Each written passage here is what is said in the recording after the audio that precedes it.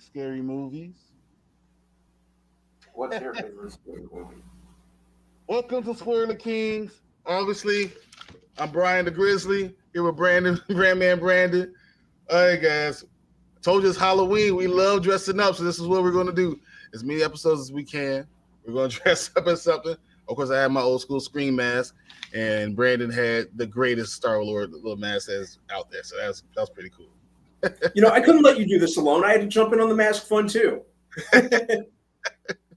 That's very cool. Very cool. Man, this is fun. So, how's your day been, man? How's everything going? Oh man, busy. Very busy, productive Monday. Work was good. It was actually really nice. A couple of our of our coworkers from like one of the offices overseas came, so it's been really good to catch up with them and talk and have lunch and stuff like that. So it's been good. It's been good. That's awesome. That's really cool. So, my kids were off today, so I had to entertain them while going to work still. So it was always interesting. Oh yeah. What'd you do this weekend? Well, my sister came in town. She moved to Arizona a while ago. Oh, that's awesome. She came in town. So it was great to see. It was great to see my younger sister for the first time in like 2 months.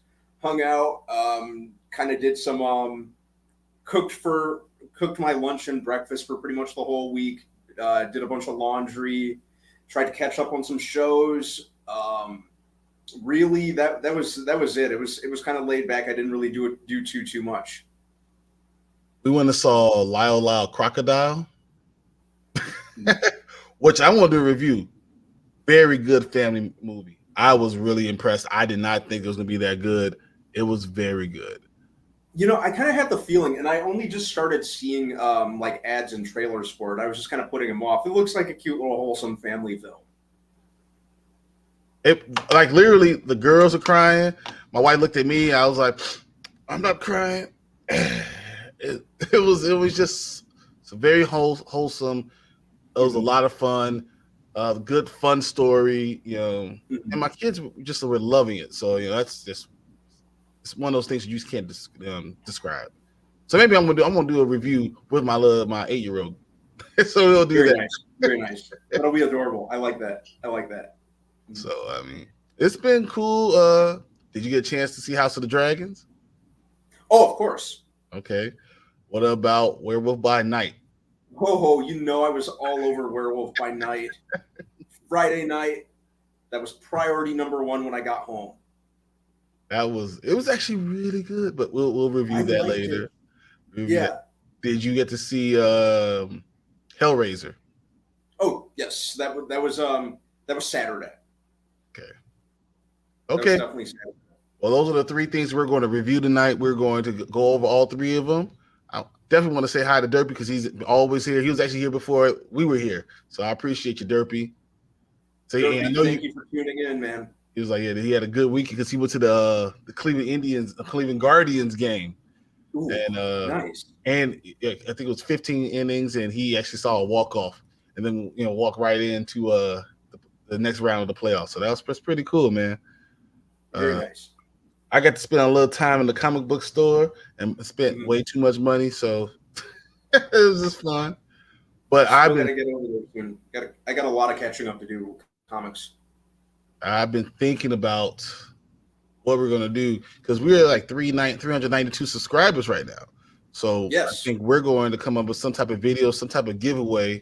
I bought a couple of things at the comic book store that I think it'll be good for a giveaway. So we're going to do our own little video. Sometime this week we'll release it, and then we'll talk about our 500 subscriber giveaway, which will be much bigger. We're going to do something really cool with that. So I think a giveaway is a great idea. I want y'all like it, y'all subscribe. You're going to leave a comment, and we're going to do a giveaway for everybody that that's part of our subscribers. So it'll be at random. We'll just see what happens. So, but we'll have some rules and everything coming out later. I said, Derpy, he's continuing to watch parties this weekend, fellas. Okay. I'm always there. I don't have any concrete plans except going to see Halloween Ends. Yes. We're definitely going to do that. I'm definitely going to see that. Yeah. I'm thinking about renting a movie theater or Black Adam. Definitely doing for other stuff. So We'll see. We'll see how it Let me works know. out. Oh, definitely. All right. So we'll get ready for the show. I'm ready. All yeah, right. Let's do it. First up, we'll do House of the Dragons. Right? Mm-hmm. And welcome to Spoiler Kings. Thank you for joining us for another episode. We are going to review House of the Dragons. This last episode was fire. I'm here with Brandman Brandon. What do you think about this last episode, man? Oh, especially those last 15 minutes. Boy. Great episode. You know, I kind of want to say I'm kind of used to the time jumps, so it wasn't too jarring for me anymore at this point. I'm very, very used to it. What wasn't there to like about this episode? It was, I mean, it's family drama. So I mean, we're getting close to Thanksgiving, so it's family drama all over the place, right? And then they're all under the same roof again. And then we get Steve serious. Oh my gosh. So tensions were at an all-time fever pitch. You see his eyeball socket? Oh man. Oh, it is patch the skin where there's nothing there. He was literally a reanimated corpse, more or less. Remember last week when I talked about the Crypt Keeper? Yeah. He looks that's what he just was. like the Crypt Keeper right now. He was the Crypt Keeper. Oh, he kind of reminded me of the Crypt Keeper with a little dash of Nevercracker from Monster House thrown in there. Oh, it would, but that was very freaky. I was like, I couldn't believe what I was watching. But this episode really played to me like a family Thanksgiving. You know, we got all these people, you know, that haven't been around each other for years coming back, and the drama just started from step one. Yeah, it was a huge squabble from all directions. Insanity. I tried watching the episode. I couldn't wait. I tried watching the episode last night, early hours of the morning, because I always usually get to bed early on Sundays. Woke up in the middle of the night, couldn't get back to bed. Started to watch it, got halfway through, got really engaged. Then I started drifting off, kept trying to rewind it. I'm like, you know what? Forget it. I'll just watch it before I leave for work in the morning. Watched it. I was like, dang. Rewatched it when I got home. It was so good. All right. Give me some things that you, instead of us going over the whole episode, just some things you really liked about this episode. Did I not call it that what's his face would grow up rocking an eye patch? Yeah. We saw that. That was very funny. Yeah, that was great. I like the one thing that I really like is the internal tension, like between the families. That's always been really, really good. And I like that it very seldom annoys me. It's very engaging and it's very entertaining to watch. That's something that's always made Game of Thrones to me. And in this case, House of the Dragon. So I really like that. One thing that the makeup, the old person decrepit makeup was absolutely great. It was. I literally felt repulsed in the pit of my stomach. Yeah. I could probably even go as far as say that I more or less smelled this guy from my screen. That's how effective it was. It was so good. In this time, we're talking about how bad these things are on these TV shows. House of the Dragon stepped it up. Man, every special effect looked amazing. Everything. It looks great. They do a good job. I mean, it's just so professionally done. The fact that this is almost more cinematic than a lot of theatrical Hollywood productions just really wows me. You know, that's how much good TV we're getting nowadays. You know, a lot of the TV now is doing more than some of the movies I've seen this year. I agree. So, you know, but you talked about the time jump. So it seems like all the kids are between the ages of like 17 and 22, basically. Yeah. You know, so they are all like teens, early 20s. Yeah. Basically becoming adults. So all of them are that Damon who doesn't age. I don't know what's going on. He just doesn't age. Vampire. He must be a vampire. He was the first vampire. That's what we're going to find out in the last episode. Well, Matt Smith was just in Morbius.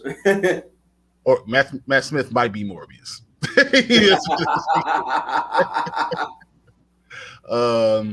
Rhaenyra looks the same, but you can tell that she's been a mother for a long time.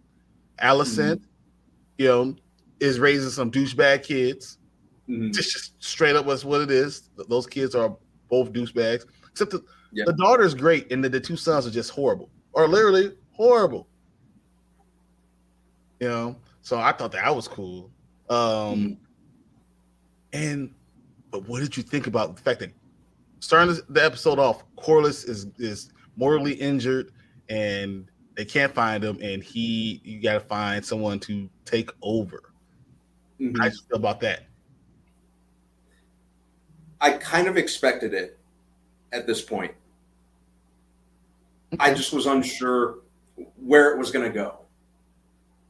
But I definitely did expect him to have a successor or someone to at least kind of fill in for him. I mean, but he said last episode who he wants his successor to be. He said, that's my grandson. History books don't care what we look like. They care about names. And that name is going to be my successor. He's going to have my last name, and it's going to carry on. But his brother was not having any of it. Because, we know who he is. He's that guy. He doesn't care about what anyone thinks. He's not politically correct, which is probably stopped him from being higher in different places. He should be filter. Yeah, but he should have a higher ranking, but that's not who he is. So so he just couldn't help himself, and he says no. He looks at Rhaenyra and says, I'm my brother's blood. I'm the only one around here whose blood. You only get to speak for him right now because you're his wife, but I should be the one who should carry on. I should be that guy. And that was really interesting that he did that, and that this is the first chance for the Hightowers to strike the first blow against Rhaenyra and Daemon. So that was just great. I mean, it's great storytelling. It makes so much sense. I love it. Oh yeah, it's really, really good. It's so amazing. Yeah. And what Daemon did near the end of that episode. Well, Daemon, I respect what Daemon was all about, honestly. Because what's his was it Vermont or was it Vermont? Sir Vermont. That's his brother's name. The problem was he was just speaking so much, he was talking so much, and he was like, I'm going to let it all out. He said it's instead of Viserys. He don't care that the king. See, the Hightowers had it all planned out. They're going to hear both sides, and then they're going to strike Rhaenyra down, and it was going to be the first blow, so she doesn't have any power anymore. You didn't have to worry about it anymore. And what happened was Rhaenyra went to her father and just told him, why would you choose me? Why would you do all these things? You know how hard it is. I am tired of fighting all the time. I thought I want this. I don't want it anymore. This is not what I want. And I thought that was just so cool because the series didn't, no matter how he's obviously on his deathbed. He looks like death warmed over. He literally looks like, he looks like a zombie. He did look like a zombie. Out of the grave, sat up, did a Michael Myers, and walked up here. I was surprised that man was even walking, to be honest. But does that show how much he loves his daughter? Yep. When she first walked into the bedroom, he said, he thought it was Alicent, and he realized it was Rhaenyra. And that's when he really opened up. And that was great foreshadowing by the writers, because he was like, wow, he thought it was Alicent, now he thinks it's Rhaenyra. So obviously he can't see who's by his bedside. He just going off of his mind. Yep. He refused to take the pain medicine because he wanted to be a clear mind and wanted to make sure to hold everybody accountable. He comes in, walks in. That was the coldest walk I've seen ever for a man to love his daughter so much that I'm going to be there. I'm going to make sure this is right. And he's like, what the hell is this? What's going on here? Why are we even talking about this? And I think the fact that Damon helped him into his chair and to the Iron Throne and put the crown on his head was just epic, really. That, you know, it was so much love in this episode. I loved it.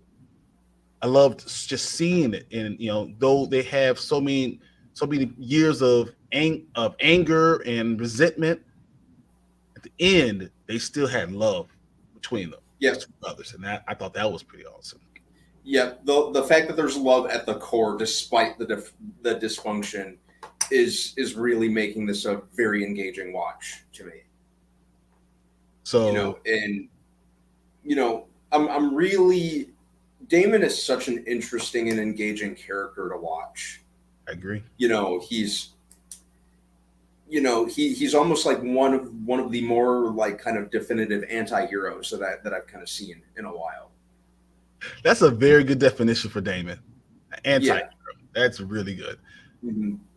That's what you see. And he is who he is, and there's no apologies or anything. I love that about him. Mm-hmm. But Viserys basically backs Rhaenyra's claim. Her son is going to, head the house, the Targaryen house. This is what he's going to be. He's going to be. Was it the king of the tides? Is that what it is? What's it called? It's the Tide Master or whatever it is. I think you're right. I think it's Tide Master, right? Yeah, I believe that's kind of what it is.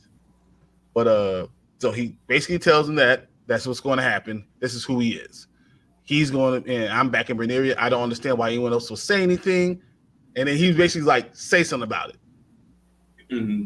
And then Vermont comes in. He's like, no, who are you to come and talk to me about my house, about my family, and tell me who's going to head this house? And then he calls the kids, Rhaenyra's kids, bastards. Yeah. And then calls Rhaenyra a whore in front of everybody. That's ballsy. Yeah. And then Viserys, no matter how he is, he pulls out his knife. Like, I'm taking out your tongue, bro. Mm-hmm. Until Damon said, don't worry about it. I got this, bro. Damon's like, I got it. Cut his face. Her cheek. Only thing you see is tongue. He's like, hey, you can keep your tongue. I take everything else. Is that like the coldest thing you ever heard someone say? Right. But that's why I love Damon. For him doing that. This episode has so much backstabbing. It's everything you love about Game of Thrones thrown into this one conflict, and it took you on this emotional roller coaster. Because right after we got that, then we have the family dinner. Mm-hmm. And then that family dinner, Sarah basically says, you guys need to all put away all these things, all these these squabbles, these quarrels. Exactly. And it seems like they started to do it. And we actually got a happy scene. We did. Were you surprised to see that? I was really surprised to see that. It kind of took me out. And then we all remember how it ended. Well, even that, I mean, that little boy, that's you called it. Like, he's just, I don't want to call him a son of a bitch, but he kind of is, though. That's who he is, Mm-hmm. I thought that was horrible that he did that, but it is what it is. I saw it coming. I saw something coming. Things were going way too good. Well, everything was fine until they brought the pig out. No one told him that this pig might be a bad idea. That Aemon might be upset because they told him he doesn't get a dragon, he used to ride a pig, and you put the pig right in front of him, and don't think these little 17, 18-year-olds going to laugh. But yeah, that once again starts the animosity.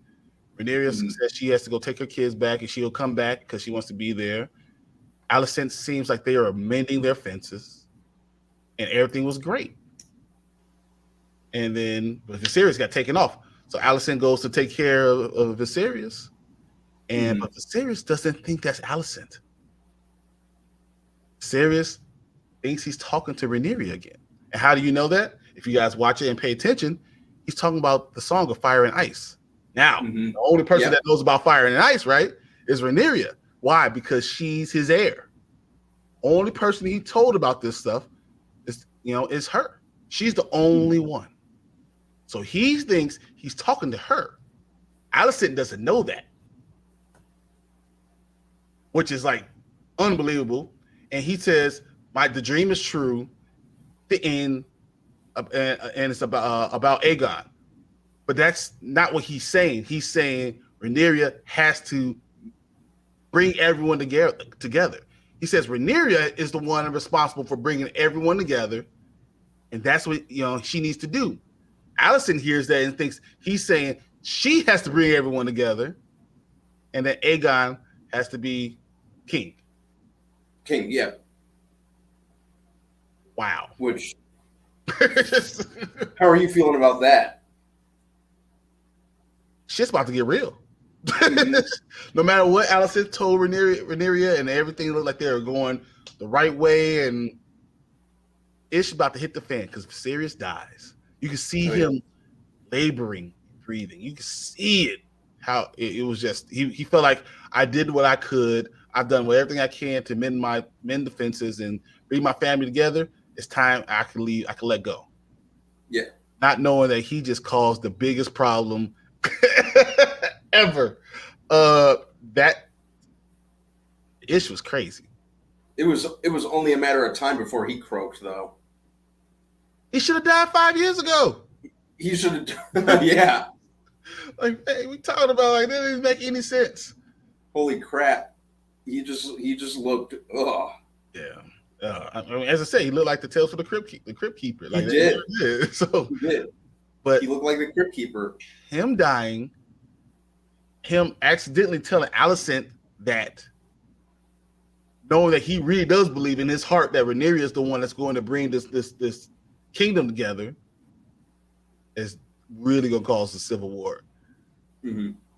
And Rhaenyra, at the dinner, everyone said that she's going to be the queen. And now for Alicent to go back on that right after he dies, woo! Oh, man. This next episode is going to be crazy. So now my question to you is, what do you expect to see? Oh, man. These are always tough for me. Oh, man. That is tough for me. Well, we know Alicent's going to try to find a way to make Aegon king.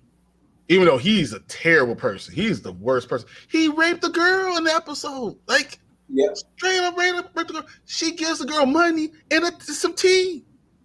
Alicent, who thought she was morally better than everybody and who was really jealous of Rhaenyra, did the same thing no matter what. So yeah, making him he's a douchebag. You make a douchebag king. Mm-hmm.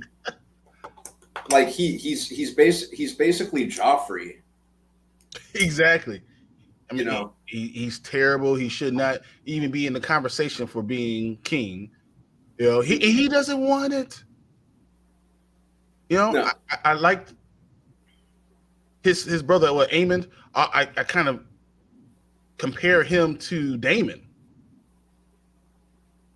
Aemond, definitely. It's like Daemon. Aegon is just a dude. Like, he's like, I don't want none of this crap. I just want to, party, chill, mac in hand, and not to worry about anything else. I want to, enjoy my position. I don't want any of this other stuff.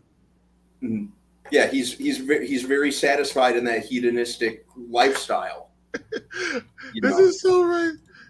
Tank says all the kids look between 14 and 16, but that one-eyed kid, Aemond looks like he's 30. He did look about 30. He sure did look about 30, didn't he? I was like, he's between the two Rhaenyra's kids. He's between their age. Because the youngest of Rhaenyra's kids is about 16. The oldest is about 20. And he looks like he's like 35. Mm-hmm. Grown ass. Like, why do you look just like Daemon? Like the same age. Right? Karate Kid. Oh, that was crazy. He did. He looked just like when he was walking past Damon smirking. Well, I thought the same thing. Do you think? I felt like he wants to push the envelope, but I think all of them are afraid of Damon. They can say what they want, but they respect Damon and they're afraid of Damon. Yep, they sure are. For me, for the next episode, I'm going to guess one of Rhaenyra's kids are going to die.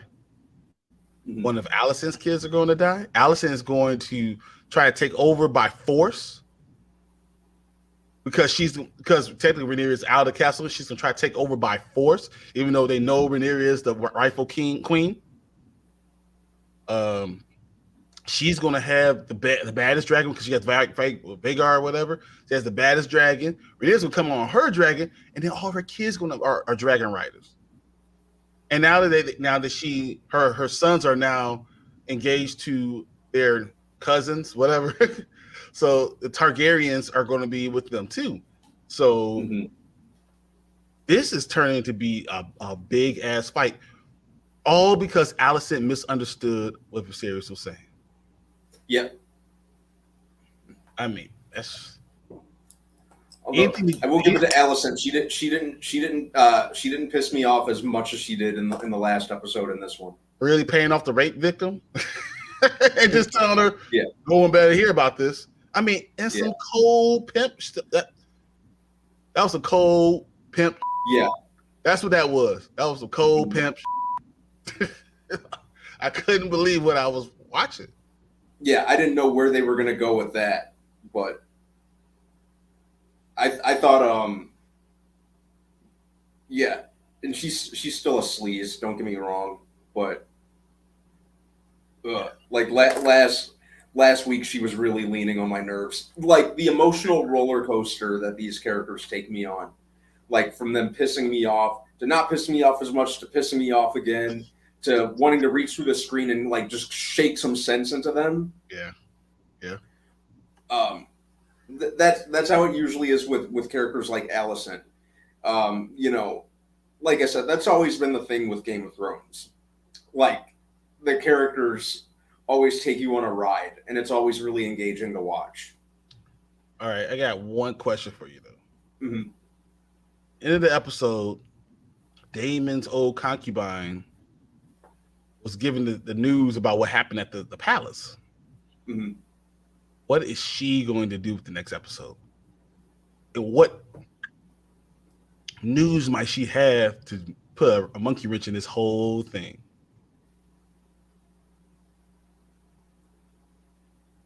That's a great question. Huh.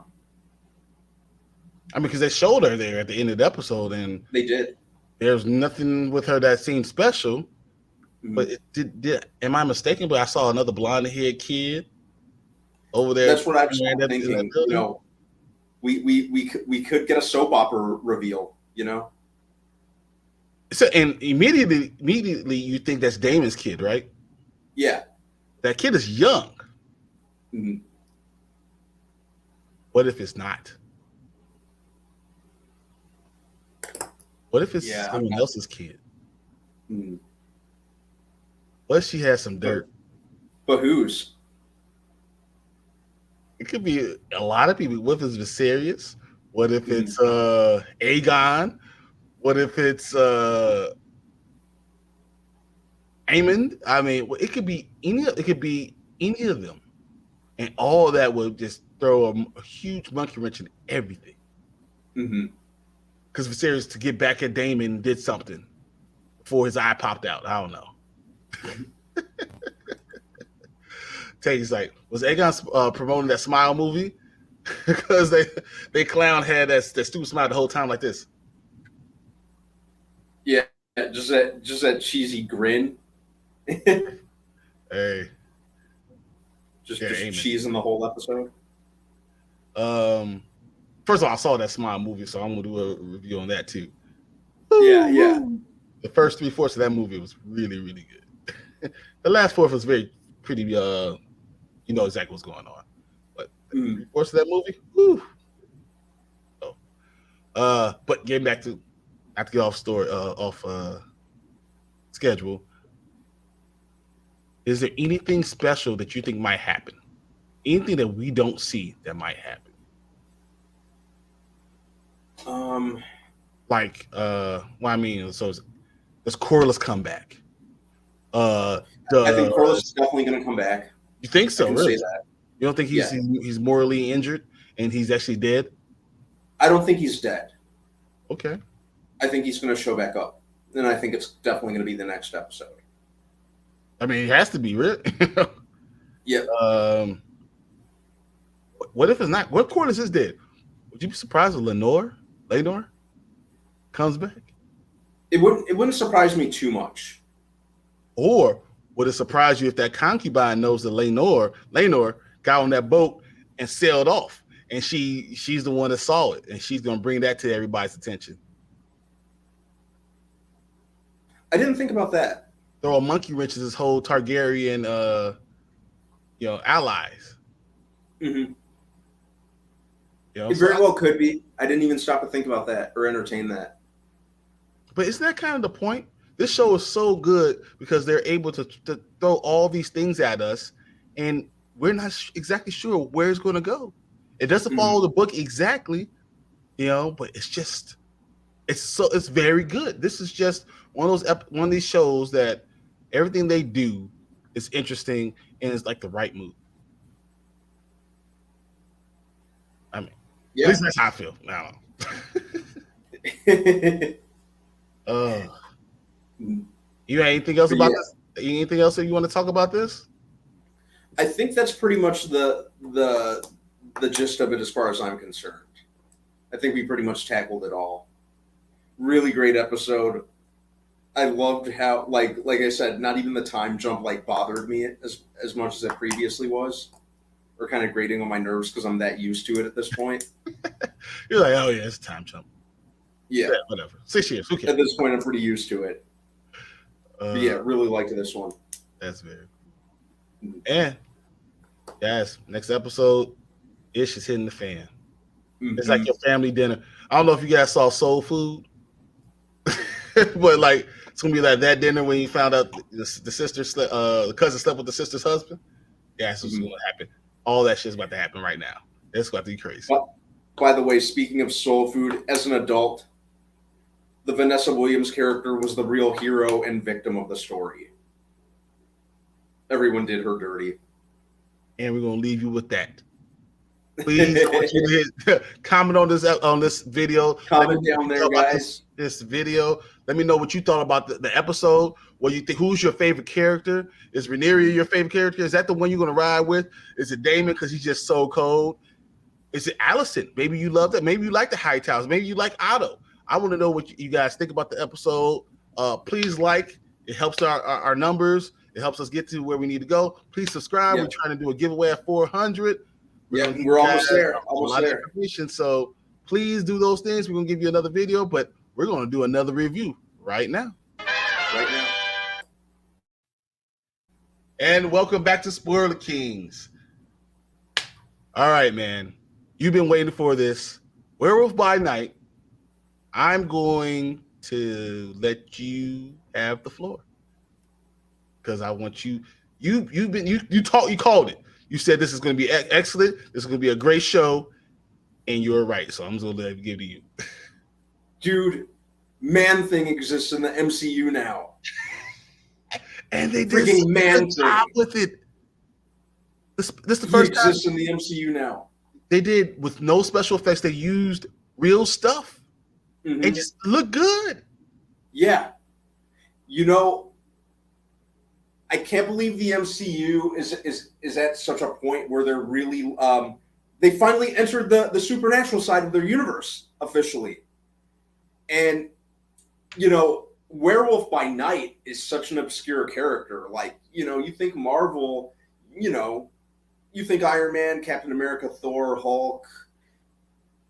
Even Guardians of the Galaxy are a huge thing now. Black Panther. Well, that was pretty obscure too. Guardians of the Galaxy was pretty obscure too. Yeah. You don't think Well, yeah, thanks to the MCU, and they're like a huge thing now. Everyone knows Rocket and Groot and Star-Lord and all these characters, but you don't. How many people do you hear talking about Werewolf by Night? Even if you go in a comic shop, one, his name is Brandon. Yeah, yours truly. No, but this was great, and I love that they went the route of making it like a 50+ minute Halloween special. The throwback vibe was excellent, making it black and white and like intentionally kind of cheesy. It kind of had like a throwback to the Universal Monsters movie. Exactly. That was a great creative choice. Plot was very simplistic and to the point. Had some great acting. Gael Garcia Bernal, Laura Donnelly. Basically they were the stars. They were the ones carrying the whole thing. I really, really liked it. Love the practical effects, even on the werewolf and the title character, the werewolf. I was wondering what the werewolf was going to look like. And I wasn't disappointed. No, I was not disappointed. I was very happy with the way he looked. I felt like I was watching an episode of Alfred Hitchcock. Definitely. That was the feeling. I love that feeling. I mean, to be able to nail that was so great, especially for our introduction into the horror side of Marvel. Yeah, and that even though it was set within the bounds of the MCU, it felt almost kind of standalone and kind of on very very different and set apart from what we've previously seen with the whole black and white vibe. That was a great idea. Yeah, I think that was a really good job that they did that. Does that make you worry about the horror side of this whole MCU? Because they're going to do a lot of them. They're going to do a lot of things. I worry about the whole Blade thing because we know it's all type of thing, what problems they're having with that. But this horror MCU could be great. So it really could. I mean, I'm hoping. It makes me curious as to where they're going to go next. It'd be great to have Ghost Rider set in there. Kind of go kind of darker and creepy with that. There's a lot of potential for that. Ghost Rider definitely has to be in it. Yeah, we got to get him. You could do more with Man-Thing. You really could. I think that's why they introduced him. So that makes sense too. Yeah, I'm hoping this isn't the last we've seen of Jack Russell, Werewolf by Night, and I'm pretty sure it won't be. Well, I'm immortal, so yeah, I think he'd be all right. Yeah. So it was really cool, and it was a great introductory to Marvel's supernatural elements. We're very much at a point in the universe where pretty much anything goes and anything can happen. So when I heard that they were kind of delving into the supernatural, when they announced this, like I think it was maybe around this time last year that they were going to do a Halloween special, and it was rumored that it was going to be Werewolf by Night. I'm like, oh, that's awesome. That's awesome. It's going to be here in time for Halloween too. That's brilliant. So give me some things that you liked about this specific show. Well, I already mentioned the black and white vibe. I mentioned the plot. I mentioned how to the point it was. The whole kind of atmosphere, the set design. I like that it took place just in one sustained kind of closed off area. Yep. That was like the Bloodstone estate, right? Yep. Yeah, that was cool. I liked that. It didn't really have any excess. By that I mean it felt very trim. The pacing was good. It held my interest. It didn't really feel like there was any excess. There wasn't really anything, that. I mean, the bad people, was like filler or anything villains like that. were the villains. You knew who you didn't like. You knew who you did like. It was very obvious. It wasn't any extra things you had to do. Exactly. It just hit the ground running, and I really appreciated that. I love the relationship that Man-Thing had with Jack. With Jack. That was great, and I like that they called him by his real name, Ted. That was like Ted. Just call him Ted. Just so cool. Because if I remember correctly, I didn't read too much. I was never a Man-Thing reader, but if I do remember correctly, Ted was his real name in the comics. if I remember correctly. I think or at least it was his first name. See, I love the old school horror vibes. Just, I agree. Yeah, it was perfect. Like, the fact that they did that way, it makes me feel like there wouldn't be any other good way to have done this, to have introduced him like that. That was perfect. Here's my question. So we know we get in Blade. Do you do a MCU show with Dracula, very similar to this? I'd love it if they did. And because Dracula is going to be in Blade a lot too. So having that and kind of introducing him in this way, wouldn't that be kind of cool?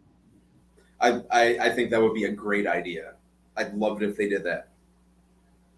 Are there any things about this show that you didn't like?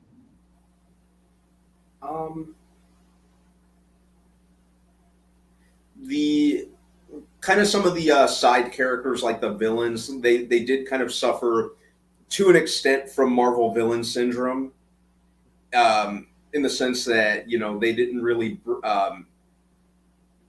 do a whole lot. They didn't really bring a whole lot to the table, and they were kind of unceremoniously done away with.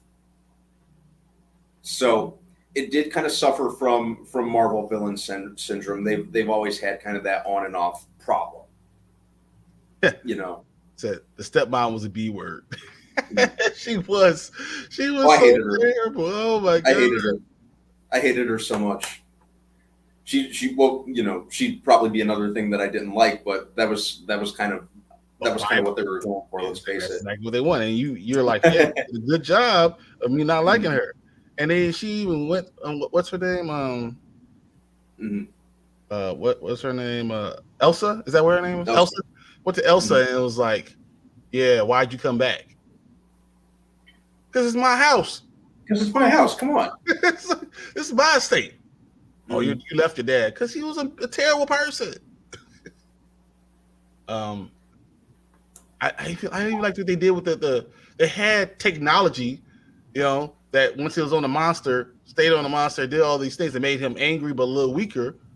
That's cool to have that extra technology in an old school field movie. Exactly. It's really awesome. I mean, it's a great concept, I really liked that. What else? Was there anything else that I didn't like about it? I was upset that it was over so fast. It's like, damn it! I want more. Yeah, I kind of wanted more. I would have taken like 3 episodes. I would have wanted to see more of Werewolf by Night out there. Like what happens next? Yeah. Who is this guy? Who is he? Who is he? What happens when he's just his not normal, awesome self? If Jack is just, a guy, in terms of a werewolf, every once in a while, once a month, basically. Yeah.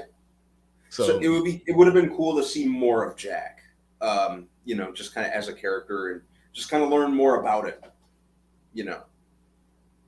I even like that would have been that Marvel said is a special presentation. So it leaves me feeling like there's going to be more special presentations. I hope so. Well, we got the Guardians of the Galaxy holiday special coming in a couple months, which has the potential. Has the potential to be really fun too. I want you to guess. Yeah. I want you to guess on where Werewolf by Night lands on the tomato meter. Just give me a guess, percentage-wise. 91, 92. Very close. Yeah, 92. So tomato meter is a 92. Where would the audience score it? 88? 93. 93. Yes. That's great. Everyone is loving this show. IGN has us a 9 out of 10. I mean, this is just IMDb is not that great, but 96% of the people really like this show, which is great for a genre like this that we want to see more of. People really enjoying the show. It's exactly what we need. Exactly. I mean, it was a great debut for Marvel's Supernatural. So it's crazy that you can have a drama, it's a television show, it's action, it's superhero, along with horror. Mm-hmm. It's awesome. I love that we had all that in one show. We got Andy. Some people are saying that the Bloodstone is chaos magic, a la Scarlet Witch, because it's red. Think about that. Didn't think about what the Bloodstone could be. I mean, that's interesting though. That makes a lot of sense. I like that, Andy. I like that thought. Because as we know, Marvel is 3 steps ahead of us, and they're thinking about things and how it's going to all weave in between everything else. But chaos magic kind of makes sense. Didn't even think about that. I love it. Anything that you think we could do more with? Like, is there another connection? Is there another show that they can do out of this besides what we said? You know, maybe something with Dracula.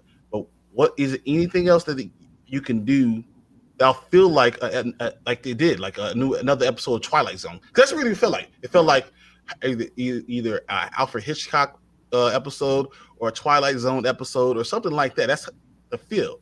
So is it something else that they can do on this side of the universe, on the Marvel universe?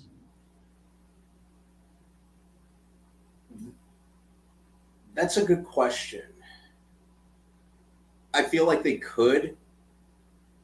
And I feel like he might show up amidst other characters that are already established. Like, you know, we could see him in Moon Knight.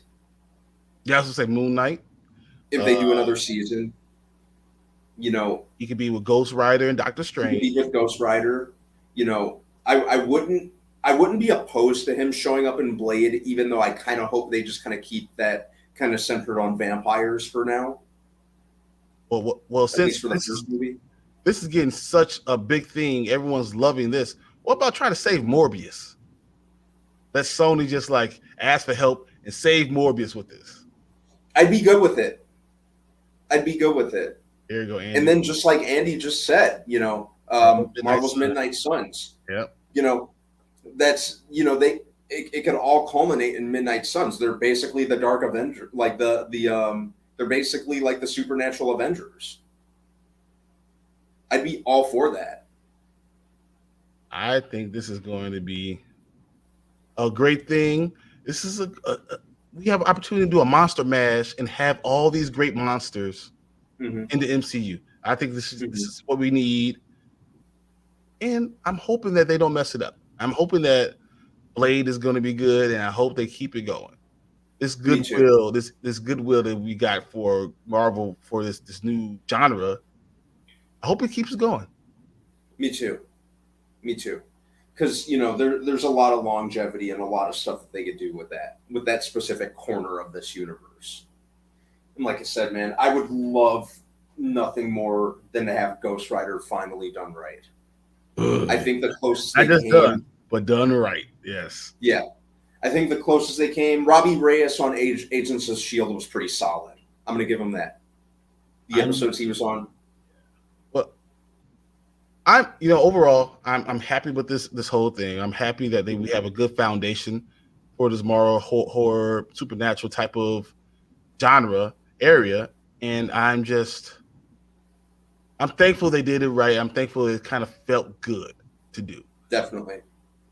But I want to know what you guys think out there. Yeah. Oh, here we go.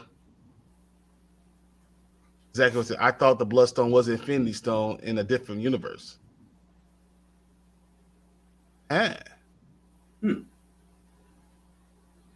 That's a very interesting take. I like that idea. Same. I didn't even think about that. Jack Russell is definitely the best name for a werewolf. You're not wrong. You're not wrong. That's so good. They knew what they were doing when they named him. But if you guys have any other comments on this video, please put it in the comment section. We will answer them. We will look at everything. We go through all of them as much as we can.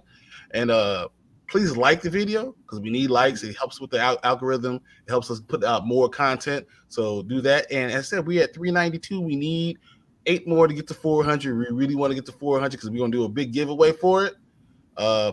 Please like, subscribe, comment. Let us know everything you're thinking about Werewolf by Night. Thank you, MCU. Thank you, MCU. This was great. I loved it. All right, next topic. Okay. And welcome to another episode of Spoiler Kings. It's Brian the Grizzly here with Brandman Brandon over here. You obviously know if I'm here, he's here. That's just how it goes. Exactly. All right. This time we're going to talk about Hellraiser. It is on Hulu. This has been... I was surprised, honestly. Same. You know, when you hear about a reboot or a remake, it's so easy, and typically the knee-jerk reaction is to just spit venom all over it. Oh, this is going to suck. They're ruining the original, blah, blah, blah. Which I never quite understood, because even if this isn't as good as the original, you still have the original to fall back on. But for a remake, this was kind of solid, I thought. I think it's okay. Yeah, I thought it was solid. I thought it was good enough. It definitely kept me entertained. I agree there. It did keep me entertained. I was wondering what happened the entire time, but I mean, it was good. The puzzle box was good. Seeing him being strung up by the chains was pretty awesome. And then having the sister trying to find out what's going on, trying to find her brother. All that was really cool. The story was good. Oh man, she looked amazing. She did. I was freaked out. I was really freaked out. Rhoda Voigt, I really hated him. That was great. It's just good. I mean, honestly, it was good, but I don't think it was great. No. It was, like I said, it was enough. It was decent enough. It was solid enough. So things I like. There's a lot of things from old school, especially with the chains and tearing people apart and all those things. The chains, yeah. The way the priest's face looked and everything that was amazing. Or what you can call Pinhead, whatever. That was pretty amazing. Story was fine. Acting was that, but my problem was I felt like too much of the show was, I get that. It was good special effects, good everything, but it was just too much. What'd you think though? I get that. Yeah, like I really liked the way that it was shot. I liked the atmosphere of the movie. It kind of gave you kind of that uneasy, kind of atmospheric feel to it that you kind of associate with, that I always associated with the first Hellraiser. Yes. So it really gave off a similar vibe. Jamie Clayton as the priest or as Pinhead, great job. The lead actress who played the character O'Reilly, thought she was very good. She was really good. They even brought back some of the music by Christopher Young, some of the original music cues from the original Hellraiser, which I thought was great. I liked that it did not shy away from the gore value, just like the original. I think it was kind of on the same level as the original as far as that goes. Yeah, I think Pinhead looked more disturbing. It was very disturbing to look at her face, or the priest, whatever you want to call her. That was hard. A lot of the things that the gore was off the chain. Mm-hmm. I think they focused a lot on those things and less on the story, but because it's a story we heard, but you could have did something different. Yeah, to kind of surprise us a little bit. That's what I was looking for, and I don't feel like we never necessarily got it, but. And I think that's where those were kind of the lower points of the movie. It was more focused on like kind of gore and kind of shock value, because at points it didn't really feel like kind of like the slow burn that the original Hellraiser was. It just kind of there were points where it kind of gave me generic slasher film vibes. Yeah. In that regard. I agree. And so, and that seems to be kind of the thing with a lot of remakes and adaptations. They go more they kind of up the gore, the shock value, just to kind of just to kind of hook people who may have a short attention span. So that's kind of where they went wrong. I think that it really had a generic list of characters. Even the recovering drug addict is becoming a very used trope. I agree. Totally agree. I think that so we kind of had like a grab bag of those characters. The boyfriend who ultimately has, spoiler alert, an ulterior motive. The brother, his boyfriend, the roommate. Like there didn't even need to be. Yeah, that the other roommate character she was such a non-present. She didn't even need to be there. Exactly. I thought. Yeah. Just bring it in as many people as you can. It's more people you could kill. Mm-hmm. But so let's get to this right now. This time, I want us to rate this. Let's rate this show. So at Spoiler Kings, we rate it a little bit different. We usually now, later, and never. Now means I need you to just drop what you're doing right now. Go watch the show immediately right now.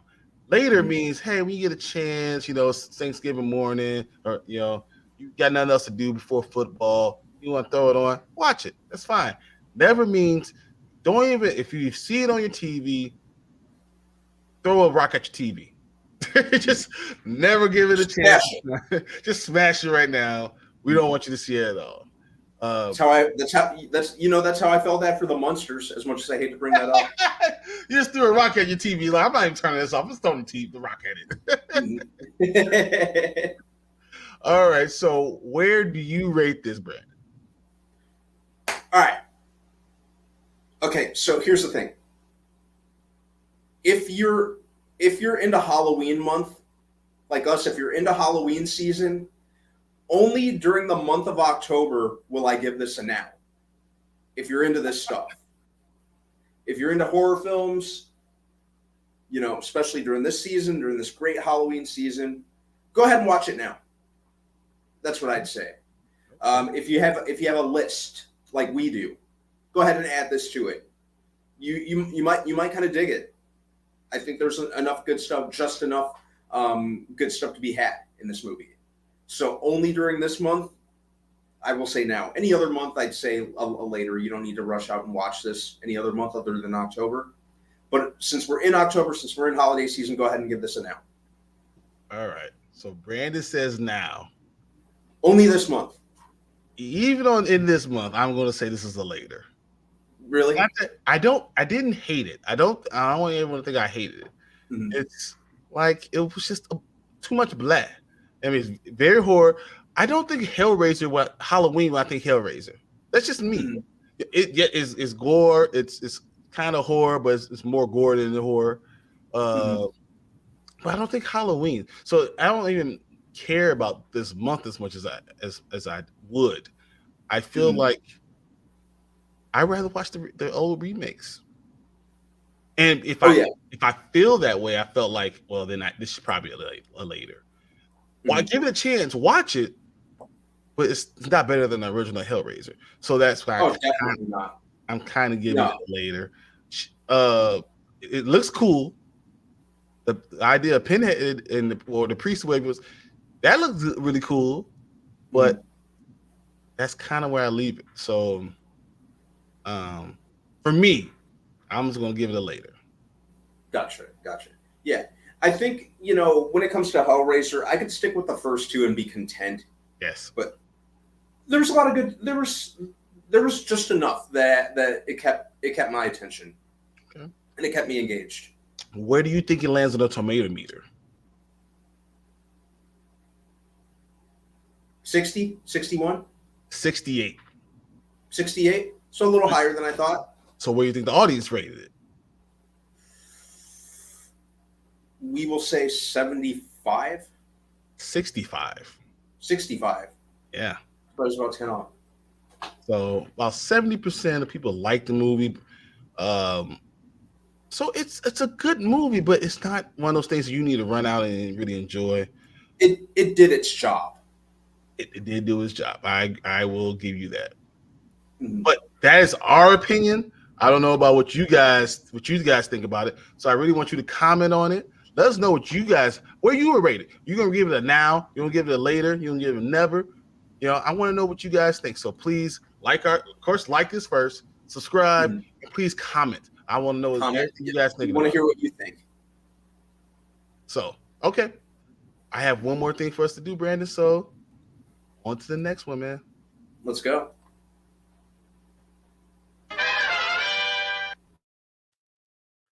All right, so actually, this is going to be an add-on to our last one because I didn't do a rating for Werewolf by Night. And I forgot about that too. That was my bad. I was like, oh yeah, Tank's like, dude, what the hell? I was like, you're right. I'm so sorry. It's like I'm new. Like I'm not new. We're sorry, Tank. Our bad. Our bad. All right, so I'm going to transition more time, and we're gonna go right into the rating. Okay. All right. So, Brandon, we just talked about Werewolf by Night. What do you want to rate this? Well, just so everyone knows, because we're the Spoiler Kings, we rate things a little bit differently. We have a 3-category rating system. The first one's now. You need to drop what you're doing. You need to go watch this right now. Later, so when streaming, whatever you got time, you're gonna do this. So, give it a watch. And never means never ever turn your TV and don't even let your TV ever even see it. So, with that being said, what do you think, Brandon? Oh, without question, easily, this is very, very much a now. It's a quick, easy, fun watch. It'll hook you from the word go. From the second you see that retro style Marvel Studios logo, you're gonna be all in. It's such an easy, to the point watch, and it's just so much fun. It's got a very cool throwback vibe to it, which is easily the best thing about it. There's no mistake as to what the plot's about. It just gets to it. It hits the ground running. I gotta get you. So I'm going to actually just second everything Brandon just said, because honestly, this is very good. Yeah. I enjoyed it, and it's a quick watch, and it's something that you could just watch and not feel like you wasted your day. So if you get a chance, please watch Werewolf by Night. This is what we're saying for the Spoiler Kings. I want to know what you guys think. Give us a quick comment on this quick video. Let us know what you think. Please like this video, subscribe, and we will see you guys later. See you guys. Thank you. Sorry, take control of me to try to make it real fast. So I just did real fast. Okay. That was my bad too. I forgot all about that. Because he wants to make it a short. So if you guys are watching now, we're going to make that into a little short. So it helps us, with the algorithm a little bit more. For sure. So is there anything else that you've seen? You haven't seen Smile yet, right? No. Maybe as we get towards midweek, I might check it out. Okay, so maybe we'll do it on Friday then. Mm-hmm. Well, yeah, I want to do 2 old reviews real quick, if you don't mind. Mm-hmm. I'm thinking about Friday the 13th. Nice. And Addams Family. Addams Family? Very nice, very nice. Mm-hmm. Think we can do that, knock that out real quick? Let's go. All right, so I'm going to let you lead Friday the 13th. I'll do the transition, and you open it. You do it all. All right. All right. And I'm going to pull up a synopsis as well. Yeah. So, yeah, you start the show. You introduce us. You read the synopsis, and I'll just sit there for a second. Okay. And I'll join about halfway through. So the whole first half is just on you, man. Tell me when you're ready. All right, hang on one second. All right. Okay, I'm ready. Actually, so I'm going to drop off the screen and I'm going to pop in on you. All right. All right, so I'm going to do the transition. That's when you start. Mm-hmm.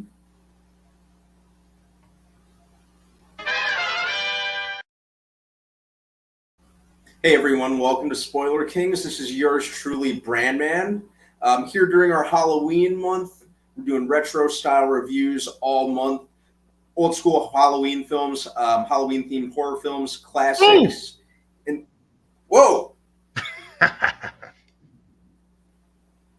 my boy Brian the Grizzly joining me, decked out Halloween style.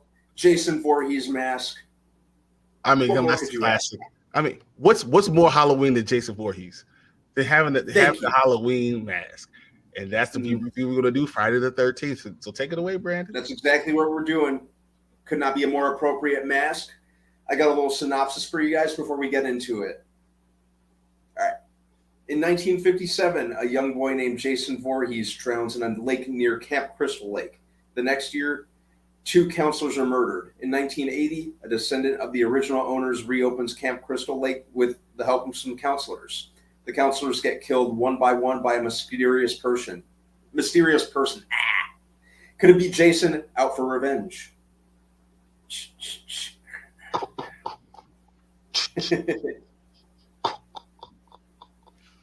Dude, this is the most campy. This is what when they say campy movies, they mean this. This is what they mean. This is the originator. This is the best of the best. This is Friday the 13th. People still don't like Friday the 13th because of this movie. It's because of this movie. Day of the year. If you see a month that it's a Friday the 13th, you know some shit's about to go down because that's what you got on Friday the 13th. This movie is off the chain. Yes, it is. And just you know you've reached icon status when people are that superstitious of that specific day, whenever that day happens. It's so good. You know, we were in the midst of a slasher renaissance almost when this came out. You know, we already had Michael Myers a couple years earlier. You know, Jason, Freddy Krueger was soon to come. You know, Leatherface was already out there. So, this is one of the icons. This is one of the greats. So I still won't go into Texas because of Leatherface, personally. Oh, yeah. And, you know, technically, even though I'm getting ahead of myself, this was not the introductory for Jason himself. Very true. This was kind of a mystery whodunit. You know, I'm you know, we're talking about a 42-year-old movie at this point. It came out in 1980. So, you know, should I spoil it or not? I guess. Spoiler alert. The killer is Jason's mother, Pamela Voorhees, this first go round. And, you know, funny enough, I had gotten into Jason. Well, you know, this came out before either of us were either born. So I automatically associated Jason with Friday the 13th, even before I started watching these movies. I didn't know about Pamela Voorhees until I sat down and watched it. Exactly. So I had no idea what we were watching. But this is an epic movie because, as I said, it's campy. It's exactly what campy is. It is still scary. Jason is, I think he's even more than, because Michael Myers moves fast. Jason doesn't even move fast. No. Jason he trudges. Like, he trudges. You know, he walks slower than Michael Myers, and Michael Myers walks pretty, you know. But that's because Jason's dead. I mean, Jason is so cold. He beats up Freddy. Yep. And he always sits up. He's ready to go for more. He is really he's on the Mount Rushmore of scary movies of these main guys. He is literally up there, and that's why Friday the 13th is one of the most epic movies to ever come out. And like I know I usually ask where do we rate things. I don't know if Friday the 13th is one of those things that one of these movies that I rank at the top, but I'd always rank Jason at the top. He's like top. Yes, 4. Jason is a character, absolutely. Absolutely. Ever. Like I can't think of more or worse or scarier than Jason. Definitely. You know, say what you will about the quality of the Friday the 13th movies, because some of them are decent and then some of them are just very bad. Yep. But it's Jason as a character that really, really sells the movies as a whole. You know, you could always expect him to be in top form. And every Halloween, every store that you go into, you're looking for costumes, you see a Jason Voorhees mask. You're going to see a hockey mask. That's just what it is. He is taking the hockey mask and it's synonymous just with him, with Jason. Mm-hmm. That is so awesome. It is so cool. He is. If I was doing the ranking for scary movies, I have him right behind Michael Myers. Yeah. I have Freddy 1, Michael Myers 2, Jason 3. I think we're aligning on that. I think that's about the same for me too. Yeah. Okay, so the question you usually ask: does Friday the 13th hold up today? If we really re-released it, will this movie hold up? I very much think that it would. If it were re-released, I think it would do very good for itself. I think it would be just as effective as they say it was on the screen, all those years back in 1980. Here's the thing. That makes exactly what you're saying makes perfect sense because, as we said, Jason Voorhees and Friday the 13th is synonymous with Halloween. Mm-hmm. So if you re-release it during Halloween, it's literally synonymous with Halloween. Everyone's going to go out and see it. It's just what it is. Okay, so where do you rank Friday the 13th as far as Halloween movies? This is a top 15. Top 15. This is probably on my list, probably a number, probably going to say 13 or 14. Friday the 13th for me is a top 10. Is a top 10er. Kevin Bacon sure was in it. It's like this movie is just unbelievable. Mm-hmm. They had a $500,000 budget. Guess how much money it made on a $500,000 budget? $5,000 budget. $500,000. $5 million. It made almost $60 million. This is the show. This is the movie. There might have been better movies out, but this started the whole genre. The idea of campy movies, as I said, is this one. This is it. Because it took place in a camp. It's killing everybody. And he does it so cold with a machete. You see the all the time with him scratching his head with his machete going back and forth. It is amazing. It is so very cool. I love this movie. I hope you guys love this movie. Brandon likes this movie. He don't like it as much as Fright Night, but you know how I feel about Fright Night. I love me some Fright Night. But I still feel like this is still one of those top movies that we needed to talk about. So I wanted to make sure we hit this up. I want to hear what you guys think about Friday the 13th. Please comment, like the video, subscribe. We're on our way to 400. I'm hoping you guys can help us get there. 8 more, help us out. Eight more, guys. Let us know what you think.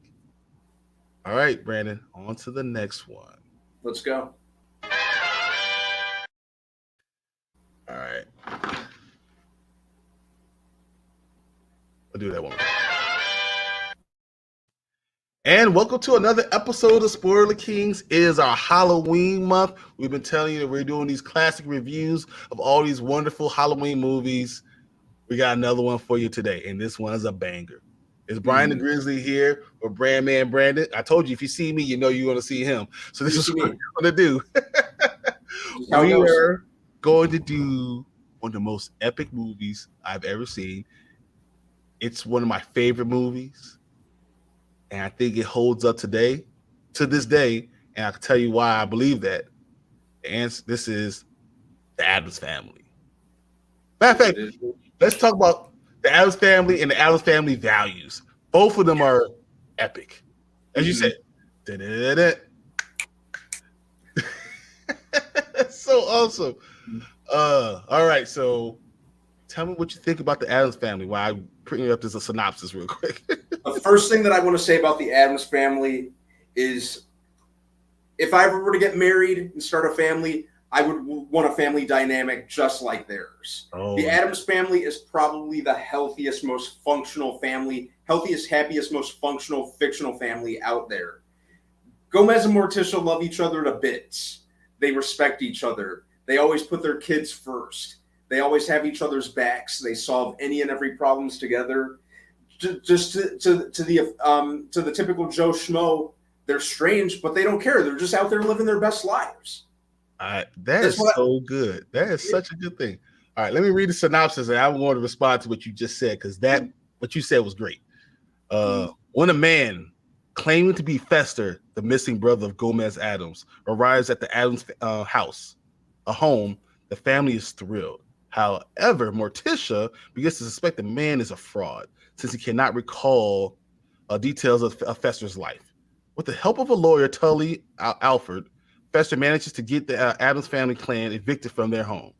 Gomez realizes the two men are conspiring to swindle the Addams fortune and that he must challenge Fester. Awesome. You know, growing up, I love my wife. She is like literally the best thing that's ever happened to me. Yeah.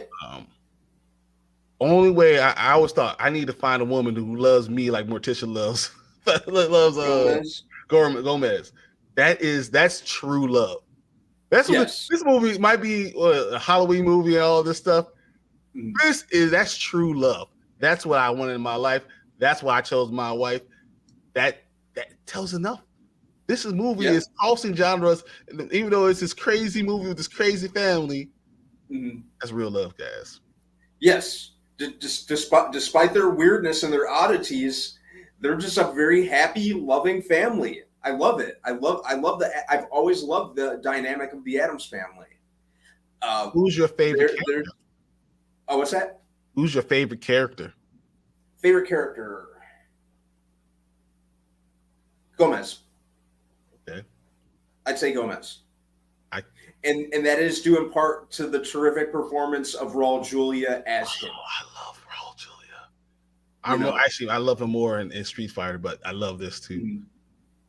My favorite character is Wednesday. Wednesday? For obvious reasons. Christina Ricci is awesome. Oh my gosh. She was like, this movie, was it Casper? Like all those movies were all at the same time. I loved her so much. Oh yeah, Casper came out. I probably want to say I was 10 when I first watched that, and that movie was I had a huge thing for her. Christina Ricci, in the very slim chance that you're watching our videos, just call them up, hit them up. Like, look, you can direct message, guys. Direct message. It was great. I love the cast as a whole. Like the casting was absolutely perfect. What you think about Christopher? What's his name? Christopher Lloyd. Christopher Lloyd. Yes. Yeah, as Uncle Fester. Mm-hmm. You know, when I was a kid, when I first saw this movie, you know, what did we associate Christopher Lloyd with? We associated with him, Doc from Back to the Future. Mm-hmm. So to see him as unrecognizable in the, dressed up as Fester, bald head, bigger, crazy transformation, but he was so great in the role. Good. Yeah. Could it be any more perfect than Angelica Houston as Morticia? No. She is Morticia. You know what? Yeah. They recast it out. I hate it.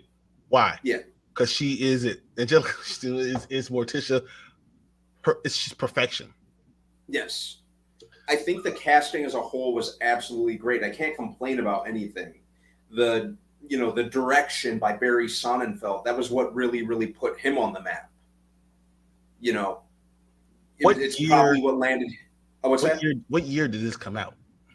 This was Addams Family 1 was late 91, if I'm not mistaken. 91, exactly. And that's why I love this movie, because I was 6 going on 7.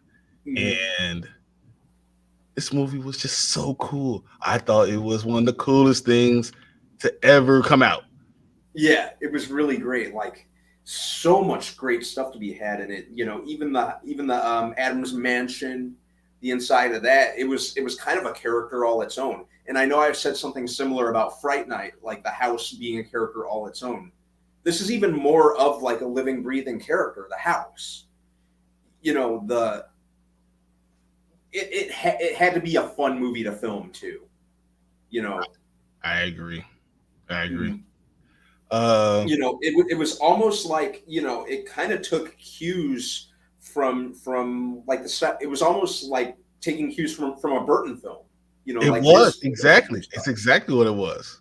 And it was pretty easy to assume that it was a Burton film. I think even as a child, having watched Beetlejuice and Batman Returns so many times, I think my brain even automatically assumed that it was a Burton film at the time. So I was surprised to be like, oh, who's this Barry Sonnenfeld guy? Yeah, Sonnenfeld. Who was that? What's going on? And we were like, this was great in every way. Mm-hmm. I mean, the Addams Family is something. It's not like a new story. This is a story that's been out for forever. Like what Addams Family first came out in like the 60s?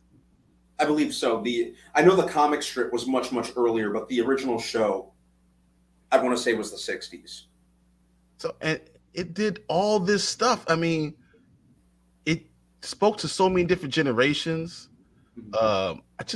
I love everything about these things. Yeah, it fits right with Scooby-Doo, right? It really does. Okay. What do you think the budget was on this movie? Early 90s. Such a 50 million? $30 million budget. 30 million? How much do you think it made box office? This probably made at least this had to have made at least 5 times its budget back. Or more. I'm going to say 175 million. $191.5 million. Oh, so I was a little under. With $4 tickets. $4 tickets. Yeah. That's amazing. That's why I gave such a low assumption for Friday the 13th, because I was going by early 80s money. I mean, people went and saw it. Mm-hmm. That's how good this is. Where do you rank Addams Family? This is probably this has got to be like number 7 on my top 10. I'm probably exactly with you.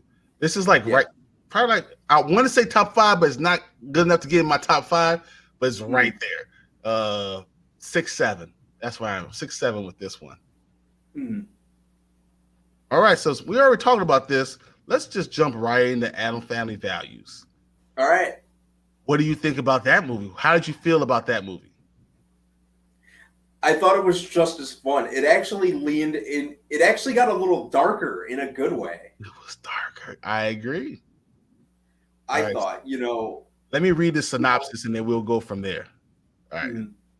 The members of the odd Addams Family are up to more of a macabre. Let's start that again. Yeah, you said it. The members of the odd Addams Family are up to more macabre antics in the sequel. Just in time, this time around, Gomez Addams and his wife Morticia are celebrating the arrival of a baby boy, but siblings Wednesday and Pugsley are not too happy about this new addition and try their best to eliminate the infant. When a nanny, Debbie Jelinski, appears to keep the kids in line, her presence leads to an unexpected, treacherous twist. I think that's exactly what it is. Yeah. Yeah. This, I don't know if I liked it. I didn't like it as much as I did the original. Mm-hmm. But I think more people like Addams Family values than they like the original Addams Family. I think I like the first one more. Me too. I placed this one just a couple steps under the first. Still very solid. Still very, very solid. Very entertaining. Like it's an hour and a half quick movie. In 1993 it's an hour and a half, gets to the point. There's no lulls in the story. The story keeps it going. There's no timing problems. Everything is just right on. That's what both of these movies were. And that's why I wanted to review them together, because I feel like they really go hand in hand with each other. Yeah, they complement each other very good. You can even watch them, and I have watched them back to back in the past, and they flow very well with each alongside each other. I liked that, you know, we have an addition to the family that was a good little touch. Yeah, that was cute. The baby Pubert, he was a fun watch. I liked I think Joan Cusack is. I was like, Joan Cusack is like the one who like stole this movie away. She ran away from this movie. Yeah. I just hate that. I just hate that a character so crazy and evil shares the first name as my beloved mother. That's the only thing. I think my standout scene was the scene where Wednesday Christina Ricci is struggling to smile for the whole camp. That's a scene that always gets me. The fact that Christina Ricci did not get an Oscar for that scene alone is downright criminal. I loved everything about part of that. It's at a camp. Mm-hmm. She tells the craziest, scary stories. Everything was so good, so well done, and I think this is what really vaulted Christina Ricci into, stardom. Seeing this, because you start to see her acting chops and how good things could be with her, and I was already in love. So you had me at hello. So now, 1993, I'm like, man, who is this? This is great. Mm-hmm. I'm like you said, 1993 was where I kind of started paying attention to her. I said, my full attention. That's what I meant. I'm 8 in 1993, and I'm like, whoo, yes, yeah. Like I said, man, she had my full attention in Casper. Oh man! All right, so what is do these movies, both of these movies back to back, do they hold up today? I think they do. I think the first one holds up a lot more than the second one. Mm-hmm. The second one definitely still, like I said, was solid enough. I think it the fact that the first one had a little more restraint and a little more of a tether in terms of just how macabre they got and how crazy they got. Like there's always kind of this unspoken pressure when it comes to sequels to kind of up the ante with like certain things, like say, even though it's still a solid movie, like a comparison that I always like to use is Tim Burton's Batman and then Batman Returns. Like Batman Returns is still a great movie. It just really upped the ante in Burton going full Burton. Or like Avengers versus Avengers Age of Ultron, where Whedon like really, really went full on Whedon with the quipping. There was a lot of there was it was basically one big trailer for the following phase and for the following slew of movies. So I think what I'm getting at is Addams Family Values really kind of up the ante, and it kind of, even though it was still an entertaining watch, in certain senses of the word, it kind of self-sabotaged a little bit. Well, I mean, the budget, as you say, they increased the budget from 30 million to 47 million. Yeah. And the box office actually only came in at 111 million. Yeah, which is like a drastic drop. Yeah, it's $80 million that they lost going from there. And they spent more money to make less. Yep. Which is a drastic drop from its predecessor. And I think, actually, now that you mention that, if I remember correctly, I think that's why they pulled the plug on the proposed third movie. Yep. Because this one underperformed, if I'm not mistaken. Yep. Who in this movie, who's your favorite character? Is it still Gomez? Not Gomez this time. He kind of takes a back seat. I'd say my favorite character was probably Wednesday. I'd say Wednesday this time. I love Wednesday. Cousin It was my favorite character. Really? In this one? Yeah. I like it. Even though Thing could have been good too. I mean, that was pretty good too. But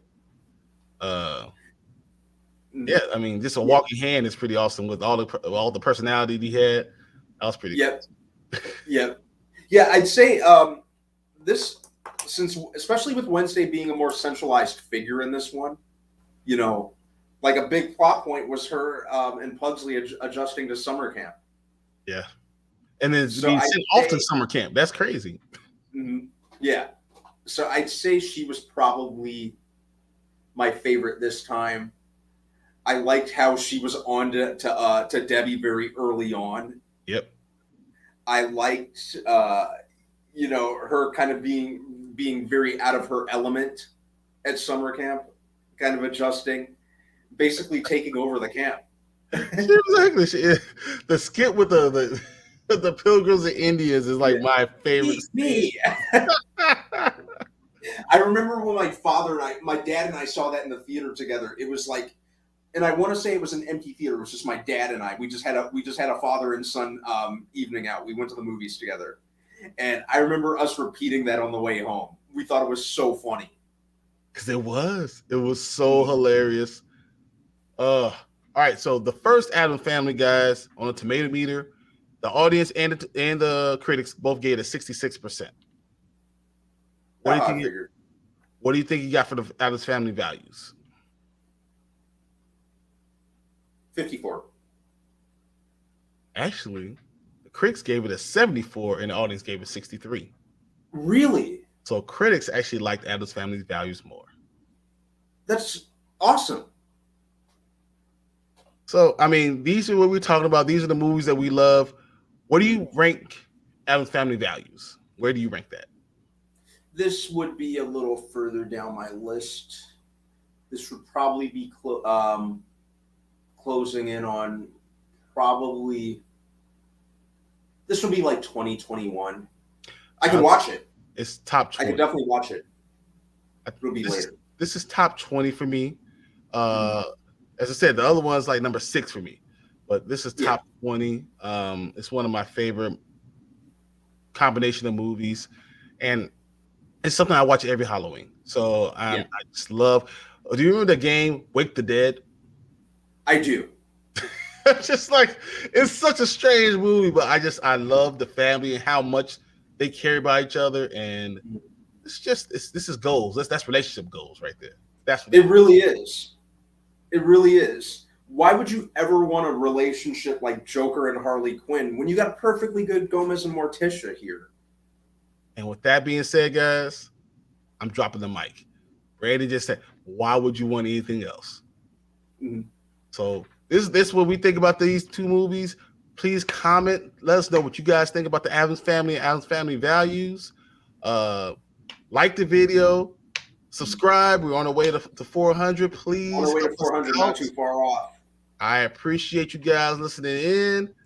This is our last. This is not our last. This is just in the middle of all of these movies that we're going to continue to review. This is a classic review of the Addams Family, and we will see you guys later. See you guys later. Ugh, I was getting tongue tied. I must be getting tired. Cobber. Well, we got through Monday, so we survived Monday. If you could get through Monday in one piece, you could pretty much the rest is a breeze. Just coast through the rest of the week. All right, guys. Thanks for watching our whole live show. We're gonna end it right here. I appreciate you all, and me and Brandon will see you guys later.